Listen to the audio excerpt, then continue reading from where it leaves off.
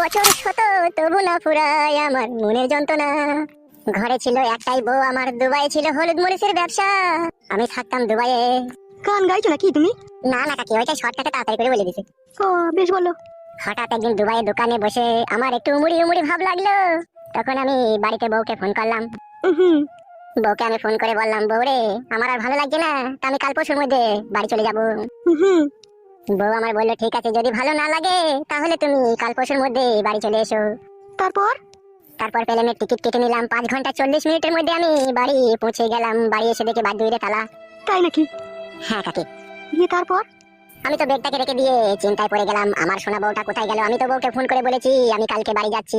বউ তো আমার অপেক্ষায় বাদ দুইরে দাঁড়িয়ে থাকা দরকার, কিন্তু সেটা না হয়ে ঘরে কেন তালা মারা? তারপর তালা ভেঙে ঢুকলে নাকি ঘরে? না না, তালা ভেঙে ঢুকিনি, বাইরে দূরে বসে ব্যাগ রেখে আমি কাঁদতে লাগলাম বউকে না দেখতে পেয়ে। তারপর অনেকক্ষণ থেকে আমি হাউমাউ করে কাঁদছিলাম।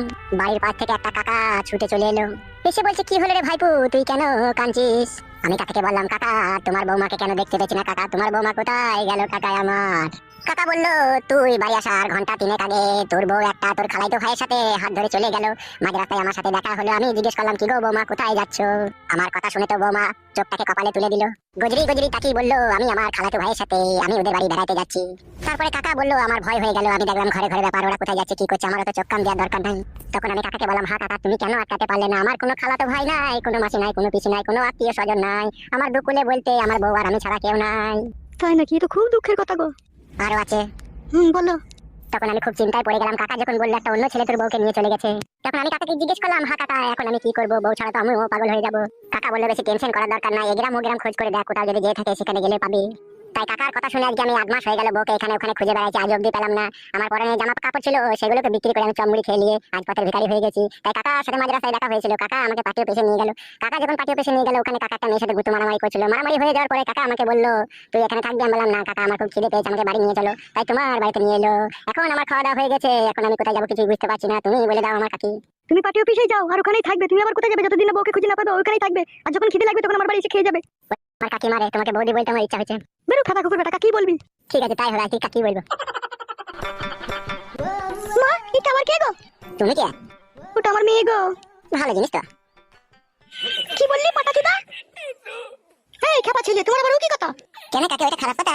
পাটাচুদা আমার। বেশ তাহলে ভুল হয়ে গেছে, আর কোনোদিন ভালো জিনিস বলবো না, খারাপ জিনিস বলবো। ওইসব তোমাকে কিছু বলতে হবে না। বোন হয়েছে ও তোমার। বোন হইলেও কাকি ভালো জিনিস তো। সে বাল ছালকে কেন বাড়িতে ঢুকতে দাও মা তুমি?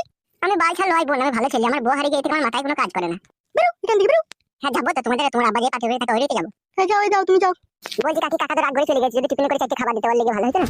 ও খাতা কুকুর, ওকে খাতা নিচে দেবো, ওকে ভাত দেবো আমি, ওকে কিচ্ছু দেবো না। বেশ কাকিমা তাই হবে, বলবো তোমার মুখে খাতা দেবে ভাত দেবে না বলিতে। আচ্ছা খেলাচুদা কি তুমি আবার? কেন, আমি যেটা সত্যি সেটাই বলবো। ওইসব বলতে হবে না, ভাত নাই তাই বলো তো গিয়ে। তাই হবে। এই যাও তো, যাও এখান থেকে যাও। যত সব ফালতু লোক। তুমি কি করে আমার নাম জানলে? আমার নাম ফালতু। তোমার নাম ফালতু? হ্যাঁ বোন, আমার নাম ফালতু। হ্যাঁ তুমি যাও গো, যাও। ঠিক আছে কাকিমা, যাচ্ছি তাহলে, আসি বোন, ভালো থেকো।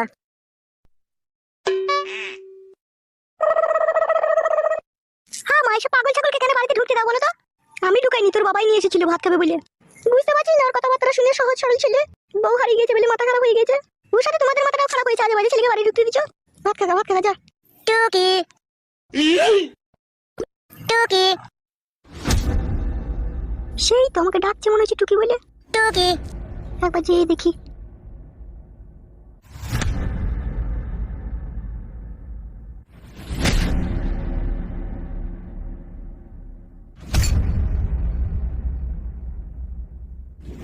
ও ইশারা করে কি যে বললো কিছুই বুঝতে পারলাম না, ওর কাছে গিয়েই শুনতে হবে।